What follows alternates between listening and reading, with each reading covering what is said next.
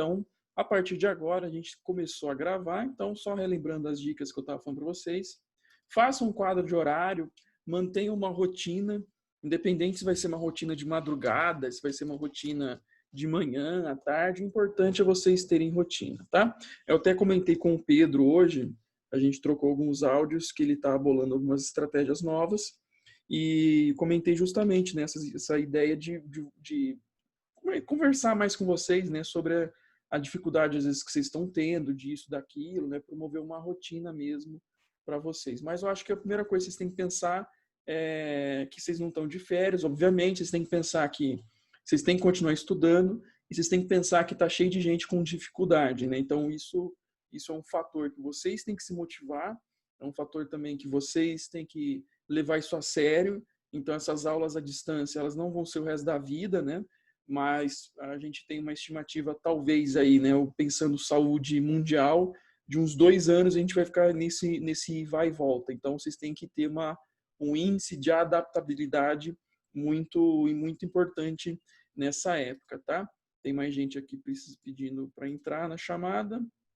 Então, vocês têm que se adaptar à realidade que vocês estão vivendo de agora. Então, até agosto, pensando agora, vai ser uma questão complicada, porque justamente até agosto a gente tem os índices maiores aí de disseminação de doenças respiratórias, né? O clima é mais frio, fica mais seco e coisas assim. Então, é importante vocês manterem uma disciplina em casa e a gente, professor, vai estar mandando para vocês os vídeos, né? Fazendo essas aulas ao vivo aqui.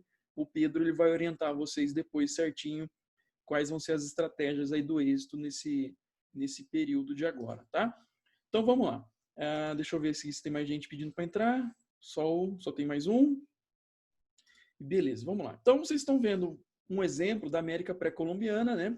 A América pré-colombiana que tinham povos que viviam desde formas tribais, formas bem rústicas, bem simples, até formas mais complexas, tá? Aqui são os povos teotihuacanos, mais ou menos a 40 minutos da cidade do México.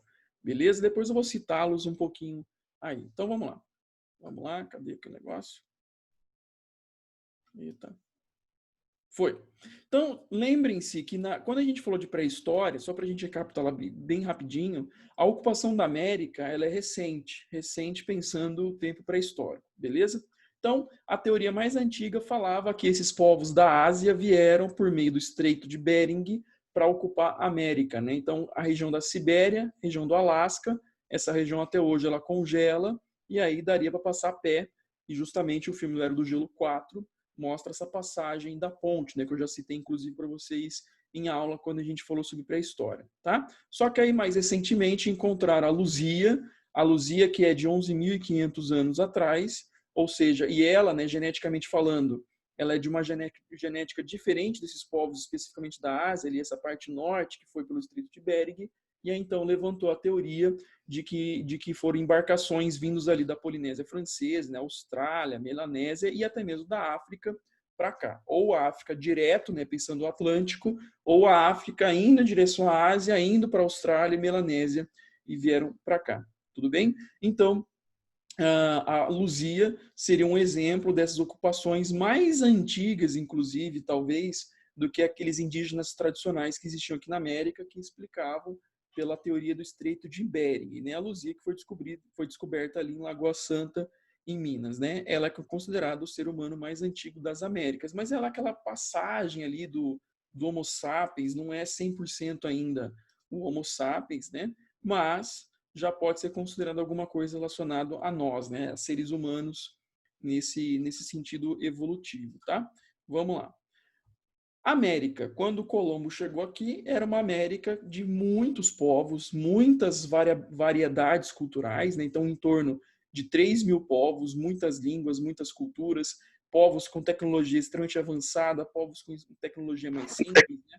Ou seja, povos com vários tipos de vida, variados tipos de vida aí. A população americana, que deveria ter em torno, né? Isso aqui é uma estimativa, em torno de 50 a 70 milhões de pessoas, tá certo? Ou seja, gente pra caramba. E aí depois, quando a gente for falar sobre conquista, um dado importante para a gente ter é que esse número ele cai para mais ou menos 70 anos depois para em torno de 5 a 10 milhões de pessoas. Ou seja, como que uma população de pelo menos 50 milhões cai para pelo menos 5 milhões em 80 anos. Isso pode ser considerado o maior genocídio da história, inclusive, muito mais que a Segunda Guerra Mundial em número de gente morta, tá?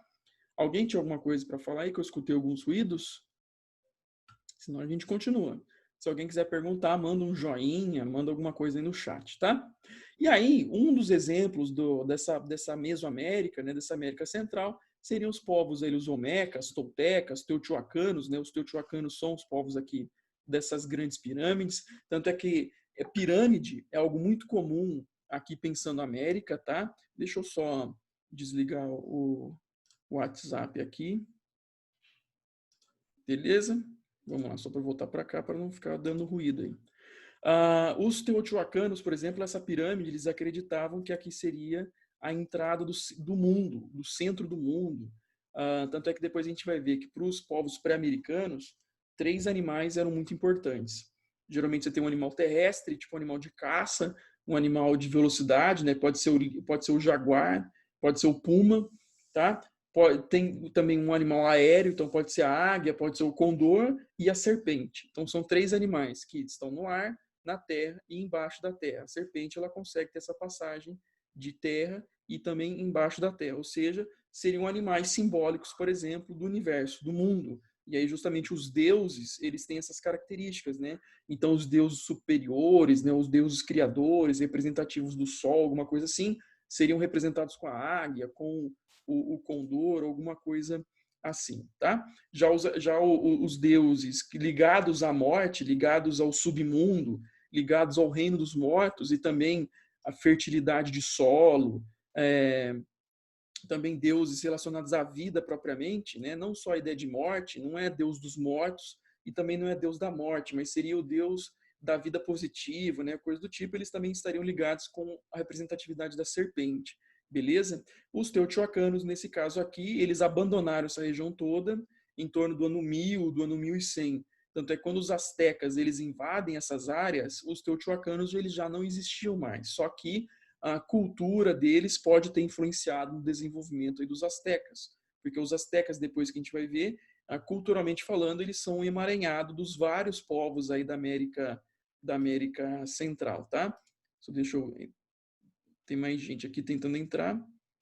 Da Malu. A Malu tem 2 iPhones tentando entrar. Malu, não sei se você entrou em um. Mas enfim, vamos continuar, tá? Continuando.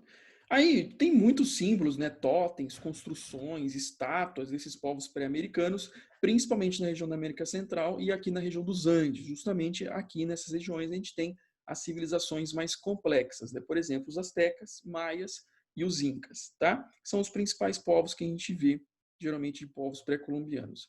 Aqui na região dos Andes, antes de aparecer os incas, e os incas vão dominar tudo isso, existiam os povos chavins, né? Então, povos colonizadores antes dos incas surgirem nessas regiões dos Andes, os povos chavins. Mas tem muitos outros povos também, tá? Lembrem-se que é uma população de 50 milhões de pessoas, 3 mil povos diferentes, então é gente pra caramba. O Brasil devia ter mais ou menos em torno de 300 a 500 tribos diferentes, por aí. O ramo maior era o ramo Tupi-Guarani, tá? Então aí símbolos, né, construções desses povos pré-colombianos.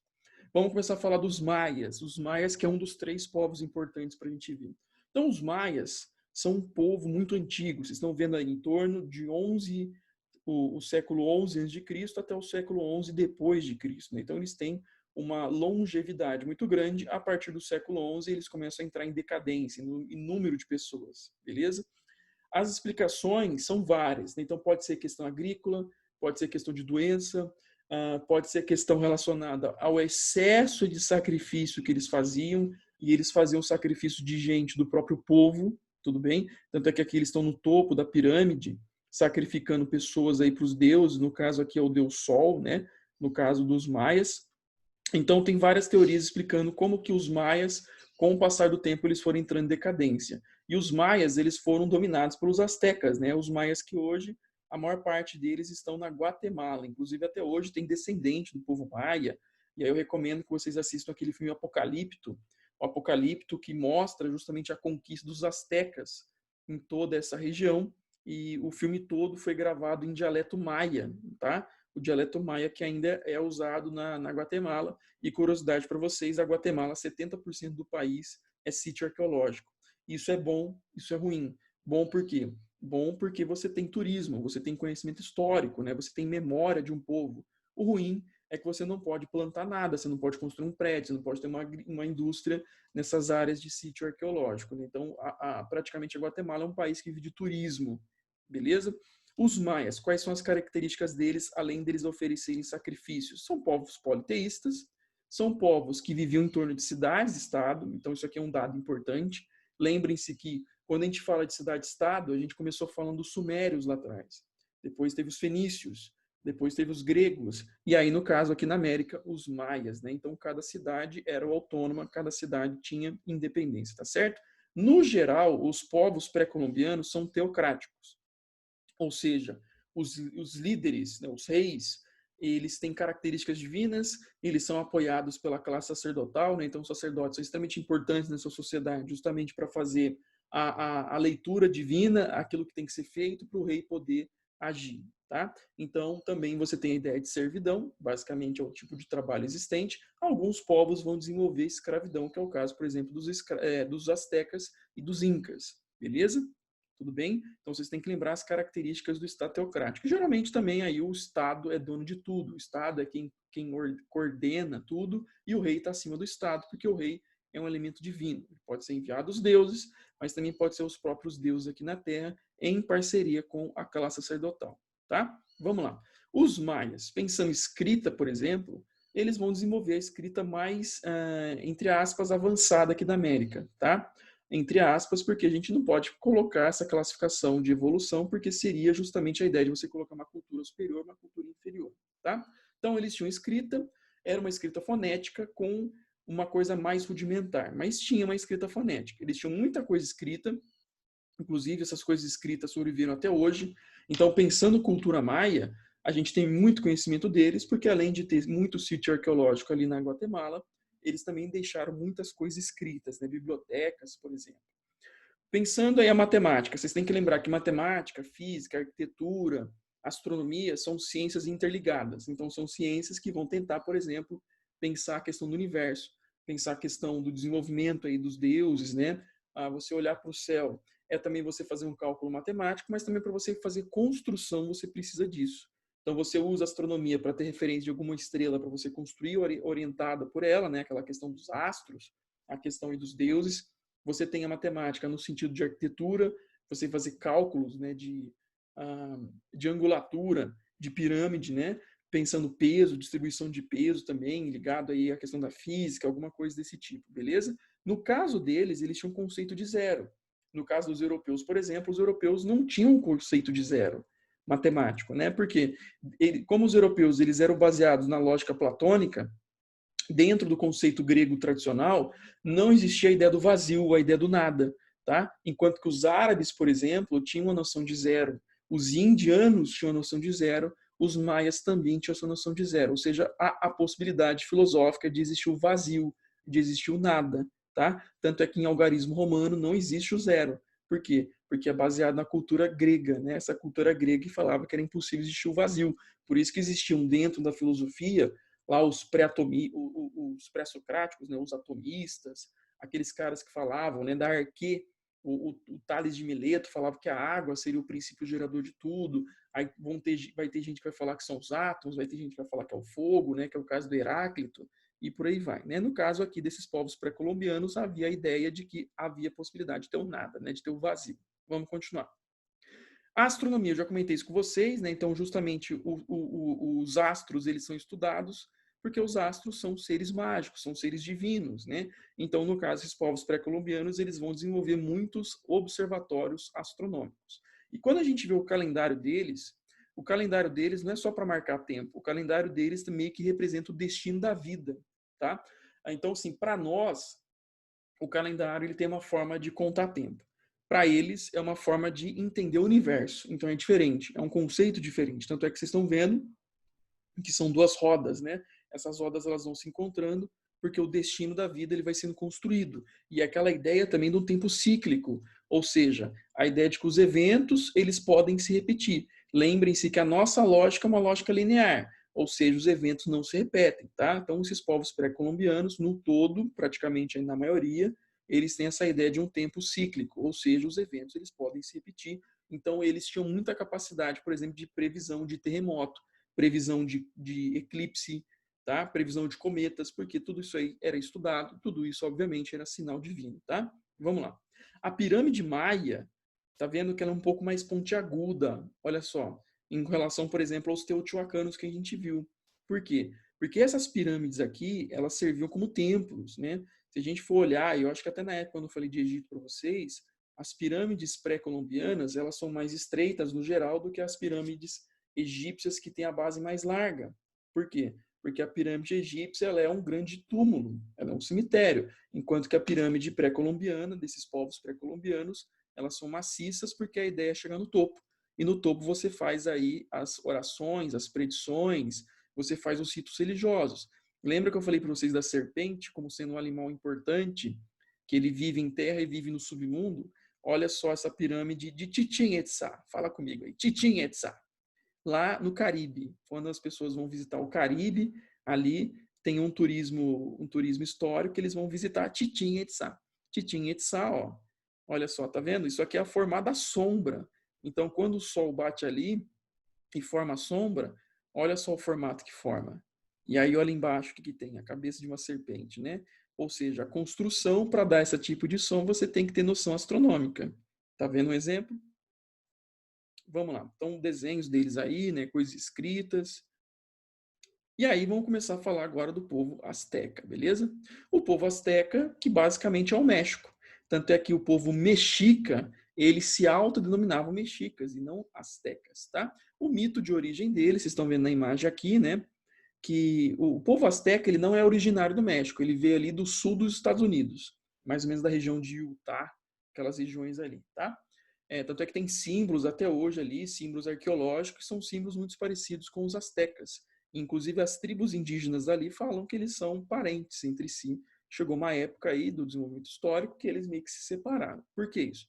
Porque o deus, que é o deus Quetzalcoatl, ele teria aparecido para eles e meio que dado uma missão, né? De que eles tinham que mudar e coisa do tipo.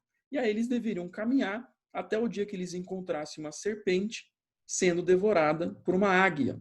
E eles encontraram, né, foram caminhando, e eles encontraram essa serpente sendo devorada pela águia no lago Texcoco. E aí, justamente no lago Texcoco, é que vai se desenvolver a civilização asteca, que é onde fica a cidade do México. E vocês estão vendo que está em cima de um cacto, né? Então, essa origem divina do povo asteca faz parte da bandeira mexicana, né? Porque Mexico, vem dessa palavra antiga. Inclusive, México não é uma palavra espanhola, né? É uma palavra de origem asteca, tá? Vamos lá. Então, olha só. Os autodenominados mexicas, né? O povo asteca, eles eram um povo altamente militarizado. Então, diferentemente dos maias que vão desenvolver cidades-estado, os astecas eles eram um império mesmo. Eles vão dominar geral. O império deles aí chegou a ter em torno de 11 milhões de pessoas. Muitos povos foram dominados por eles. Praticamente toda a América Central foi dominada por eles, tá? A cidade de Tenochtitlan, que é a capital, que é a cidade do México, tinha em torno de 200 a 300 mil pessoas. E isso aí chocou geral, chocou os europeus. Por quê? Na Europa não existia nenhuma cidade com mais de 100 mil habitantes. E eram 4 cidades apenas com 100 mil habitantes. Era Paris, Milão, Nápoles, e mais uma que agora me foge na cabeça. Mas eram 4 cidades apenas de 100 mil habitantes. Enquanto aqui na América tinha Tenochtitlan com 200 a 300 mil pessoas. E detalhe, Tenochtitlan é a Veneza da América. É como se fosse uma cidade construída em cima do lago. Depois a gente vai ver imagens aí, tá? Aí tá os deuses, né, a representação divina. Aqui tá a cena do filme que eu falei para vocês do Apocalipto, beleza? Vamos lá. Recomendo que vocês assistam esse filme. Os guerreiros astecas, eles se vestiam desse jeito. Isso é muito comum aí do povo asteca, né? Esse tacape de guerra, o uso do escudo, e são os guerreiros águias, né? Eles usavam esses atributos porque praticamente eles são considerados a tropa de elite aí dos astecas. E o principal deus deles era o deus que era representativo como águia, né? Era o deus da guerra mesmo, o deus guerreiro. Existe um deus lá, que agora não me foge a cabeça o nome dele, da origem, a palavra asteca, mas era o deus da guerra, o deus guerreiro, tudo bem? Era comum também eles usarem pele de animal na hora da guerra, justamente para causar medo quando eles fossem lutar, quando eles fossem combater, tá certo? Então, aos poucos, eles vão incorporando várias culturas. Por exemplo, a língua maia era a língua usada pelo Império Azteca. Deuses ali dos deuses maias, deuses também dos teotihuacanos foram incorporados pelos astecas. Então, os astecas era como se fosse uma grande mistureba de culturas, tá? Obviamente que eles têm coisas próprias, mas eles vão adquirindo coisas dos outros povos conforme eles vão dominando. A sociedade é uma sociedade teocrática. Então, você tem lá um imperador lá em cima, né, o rei, característica divina.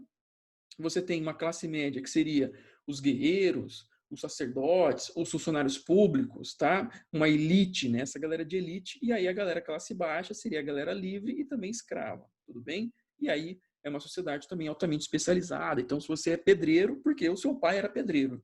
Então, basicamente isso. Essas classes não se misturavam entre si, tá? Vamos lá. Aí, exemplo, né, de onde esses povos pré-colombianos eles estão no mapa. Os muitos povos. Os astecas tinham escrita? Sim, mas era uma escrita não fonética. Então, era uma escrita apenas ideográfica. E aí, o Mendonça, que é um espanhol depois, ele vai conseguir traduzir essa escrita, tanto é que vocês estão vendo aqui esses desenhos. Isso é coisa escrita com a tradução no espanhol, né? O que essas coisas querem dizer, tá certo? Vamos lá. O deus Quetzalcóatl, que vocês estão vendo aí, que é praticamente o principal dos deuses, era o deus que era adorado aí pela classe sacerdotal. Ele era o deus que tinha muita representatividade com a vida, a fertilidade, as coisas positivas mesmo aí da existência. Então, às vezes, muita gente, até filme, série, às vezes mostra o deus Quetzalcóatl como o deus da morte. Não, não é o deus da morte, ele é o deus da vida. Porque para eles, a morte, ela não é um fim, tá? Então, ela é meio que um ciclo, justamente, né? Então, ele é uma mistura, né, de águia, a tal da serpente emplumada, né? Isso que eu estava tentando lembrar. É a serpente emplumada aí, o deus Quetzalcóatl. Enquanto o Huitzilopochtli, ele pode ser representação do sol, pode ser também representação da guerra, e aí ele tem representação de beija-flor. Então ele é alado, né, um deus alado, ele tem representação de um beija-flor e também a representação da águia, tá? E aí vocês estão vendo também que ele tem esses instrumentos de guerra, ele também era muito adorado pelos guerreiros lá do povo asteca, tá certo? Deixa eu ver aqui, alguém mandou alguma coisa no chat. Então a Luísa perguntou: podemos relacionar a divisão social dos astecas com as castas indianas? Pode, aquela ideia de não ter mistura, né? Então, Egito, os povos mesopotâmicos, os povos pré-colombianos, basicamente isso, uma sociedade muito bem estratificada, principalmente nesse caso aqui, né, os maias, incas e astecas, que são povos mais complexos. As classes sociais são muito bem divididas, essas classes não se misturam, tudo bem? Pode ser parecido com a casta indiana, sim. Beleza, Luísa? Vamos continuar aqui. Olha só, exemplo para vocês de uma escrita aí, de um texto educacional dos povos astecas. Vocês que não estão querendo estudar aí na pandemia, olha só. Pais e tutores castigavam as crianças que, na visão deles, não queriam estudar. Essas crianças podiam ser arranhadas com espinhos ou obrigadas a respirar a fumaça de uma fogueira onde queimavam pimentas vermelhas. Olha só que da hora. E lembrando que as pimentas mexicanas são uma das piores do mundo, em ardência. Beleza, gente? Então, fica o recado para vocês de estudar. A questão astronômica deles, né, muito parecida no geral, né, com esses povos teocráticos, em qualquer um deles, Egito, Mesopotâmia, povos pré-colombianos, né, aquela ideia de você olhar para o céu para ter uma explicação divina das coisas, né, tudo aquilo dali são deuses, são elementos mágicos. O calendário deles, né, um calendário muito parecido com o calendário asteca, e essa pedra aí foi encontrada praticamente intacta, essa pedra não foi terminada, que representaria o calendário maia, o calendário asteca. Só que lembrando que o calendário para esses povos é a ideia do destino do universo. Beleza? Não é um calendário igual ao nosso para marcação de tempo, mas representaria a história da vida humana, representaria o destino do mundo, inclusive. Por isso que você poderia prever os eventos que iriam acontecer. E essa pedra, olha só, tem 24 toneladas, ela tem 3,6 metros de diâmetro. Tá? O negócio é enorme. E aí aquele filme ruim, de 2012, é baseado nesses conceitos aí dos astecas, né? Porque você tem o princípio e o fim. Mas lembrando que o fim é como se fosse uma ideia cíclica, né? Então não é igual para nós a ideia de um apocalipse. Mas falava que mais ou menos em torno do ano de 2012 os deuses voltariam para a Terra. Nisso que os deuses voltariam para a Terra, haveria um recomeço de tudo, né? Então essa ideia de um tempo cíclico, tá? Vamos lá. pensando na arquitetura asteca. Então, os templos, né, os palácios, muita construção eles tinham. Aqui é o templo maior, né, que onde hoje é a catedral ali da cidade do México, do lado, tá? Os templos, né, essas pirâmides, os imperadores, cada um imperador que assumia, ele construía em cima da outra, né, justamente para mostrar o poder dele. Essas pirâmides são maciças e justamente tem a função de um templo, beleza? Só que no caso dos astecas, a novidade é que eles vão continuar fazendo sacrifício, porém não do mesmo povo. Eles vão fazer esse sacrifício de gente dominada, tá? Dos povos dominados, eles vão fazer esse sacrifício, tudo bem? As tinampas, o que eram as tinampas? Eram essas construções fluviais aqui que vocês estão vendo que eles vão usar como agricultura. Por quê? Porque a cidade de Tenochtitlan está em cima do lago, eles vão usar o lago como um fator positivo de desenvolvimento agrícola. Olha só que a inteligência dos caras, né? No caso, depois dos espanhóis, quando os espanhóis chegarem, eles vão fechar os canais. Ó. Essa é Tenochtitlan. Aqui está o templo maior, né? Do lado ali hoje a gente tem a Catedral do México. Inclusive a catedral ela foi construída com as pedras do templo. Eles destruíram o templo para fazer a catedral. E é a Veneza americana. Então Tenochtitlan é a Veneza americana. Ela foi construída em cima do lago, Texcoco. Só que os espanhóis foram e fizeram o quê? Fecharam os lagos. Aliás, fecharam os canais. Nisso que eles fecharam os canais, hoje a cidade do México tem muito problema de inundação. Qualquer chuvinha que dá lá, alaga. Porque aumenta a pressão, começa a ter vazamento. É uma questão física, beleza? Lembrando também que essa região está em cima de coisas de terremoto. Então, além de ter alagação constante, também tem muitos problemas de terremoto, essa região toda do México, tá certo? E aí a representação da cidade de Tenochtitlan, tá? Vamos lá, vamos continuar. Então, exemplos aqui, né? Exemplos aí de desenhos de como seria a cidade de Tenochtitlan, uma cidade fluvial, tá? Esse é o último imperador asteca, que é o tal do Montezuma, que encontrou com Cortés, que depois a gente vai ver na semana que vem, beleza? Vamos lá, isso aí depois eu vou comentar, inclusive, na próxima aula, o encontro aí de Montezuma com o Hernán Cortés, o conquistador. No caso dos Incas, região dos Andes, os Incas também, assim como os astecas, vão dominar uma vasta região, muitos povos vão ser dominados. No caso aqui dos Incas, em torno de 12 milhões de pessoas dominadas. Cusco, a capital, inclusive a palavra Cusco na língua Quichua, né, que é a língua usada por esses povos, que é usada até hoje aí no Peru, na Bolívia, essas regiões todas. Cusco quer dizer umbigo do mundo. Então, no entender deles, a cidade de Cusco é o centro do universo, tá certo? Inca, a palavra Inca é o título do rei, é o título do imperador e também quer dizer o filho do sol, né? Ou seja, o sol como sendo a principal divindade aí do povo Inca. Aqui na imagem que vocês estão vendo, é uma imagem de um desenvolvimento de técnica agrícola, tá? Vocês têm que lembrar que é uma região de cordilheira, eles vão praticar agricultura em degrau, né? Eles vão usar o relevo a favor deles. Esse centro aqui foi um cometa, na verdade, que caiu, formou esse buraco, e aí o rei Pachacútec, né, que é considerado o maior rei da história inca, porque ele foi um grande construtor, e também vai ampliar o domínio inca e coisa do tipo, ele vai usar esse lugar aí como um centro de pesquisa agrícola. Então, o que eles faziam? Eles vão plantar aqui, por exemplo, a folha de coca. A folha de coca, inicialmente, ela era cultivada até 1.500 metros de altitude. Só que aos poucos eles vão aclimatando a planta e vão levando para mais alto, né? Para mais altitude. A batata também, né? O Peru tem mais de 2.700 tipos de batata. Tem batata preta, roxa, amarela, cor-de-rosa, tá? Do que tipo. O que eles vão fazendo? Cada degrau aqui tem uma diferença de meio grau. Então, quanto mais alto, menor a temperatura. Então, o que eles fazem? Plantavam aqui embaixo.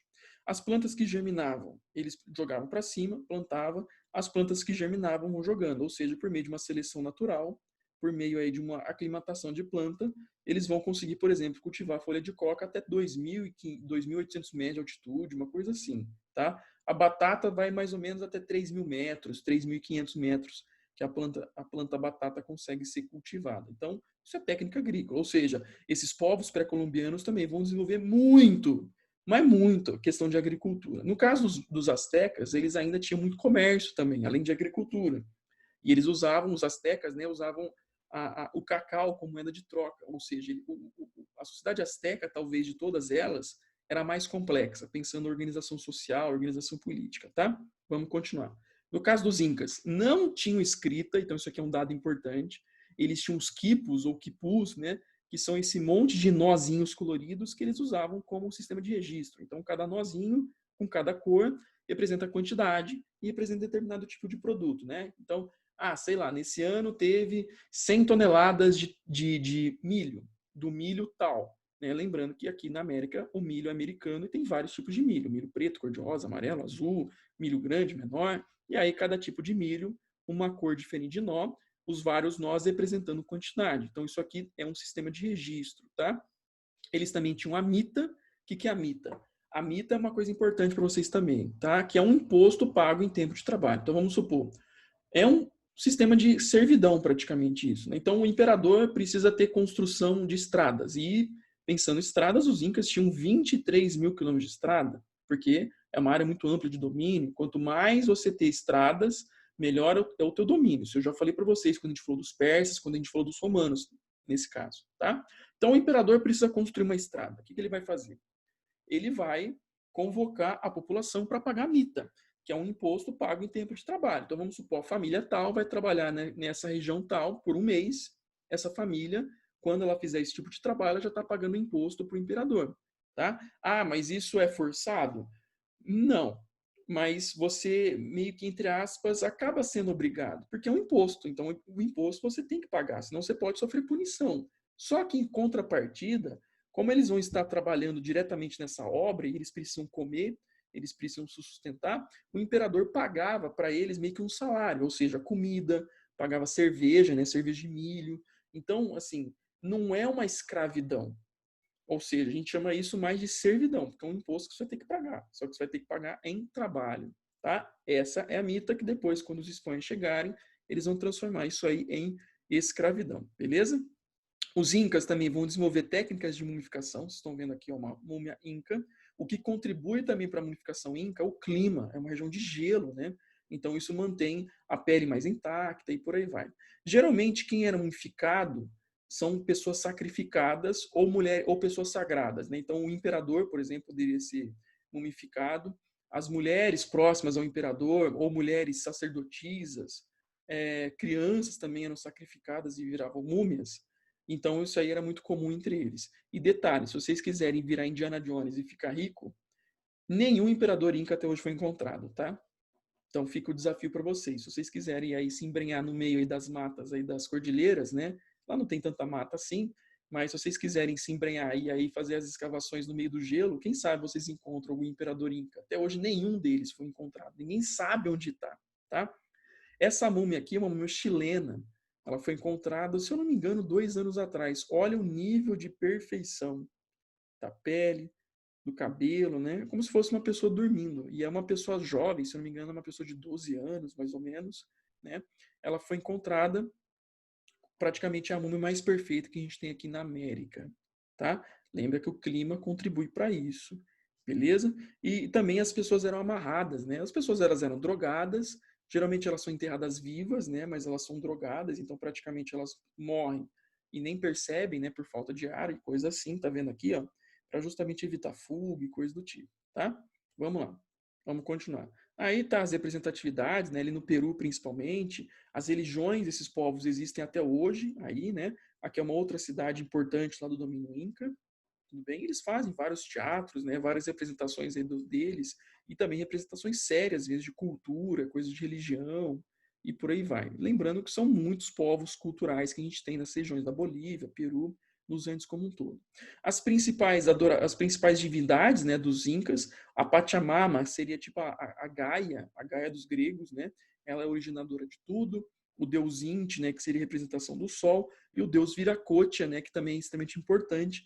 É um deus que ele não é nem homem nem mulher, ele tem as duas sexualidades, né, os dois gêneros nesse caso, e também era importante aí na adoração deles, né, assim como muitas outras divindades.